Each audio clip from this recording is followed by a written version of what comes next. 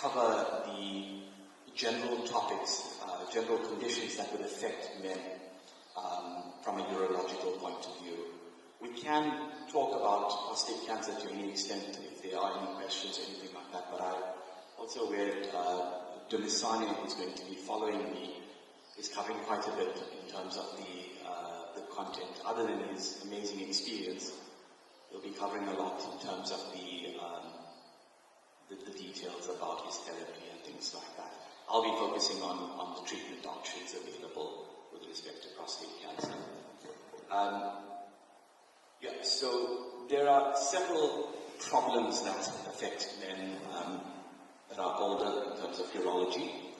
Some of the common problems are prostate cancer, and that's where we talk about prostate cancer screening, benign prostatic hyperplasia, which I'll discuss as well. It's far more common than prostate cancer.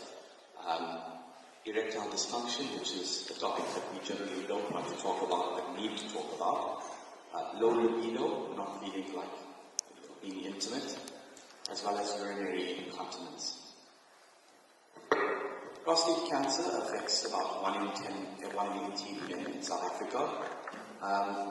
The symptoms are often very minimal. Dumisani will be focusing on this as well, but to highlight, there are situations where there are absolutely no symptoms, and because of that, we need to screen. Screening involves testing an at-risk population for a condition, if they are at risk of developing the condition, and if identifying it early will change things for them. Often there's no symptoms. Occasionally you may have some straining. Occasionally there may be blood in the urine, or in more advanced disease, bone pain. The risk factors, there's some risk factors that you really can't help. One of them is the African race. So African men are significantly at higher risk of more aggressive types of prostate cancer. And this is regardless of region in terms of African ethnicity.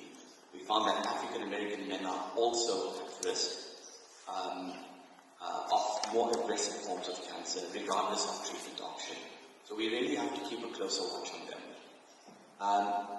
Patients with a family history, as well as definitely age older than 45. However, there's some debate about this. I'll let Damani go through the guidelines with you.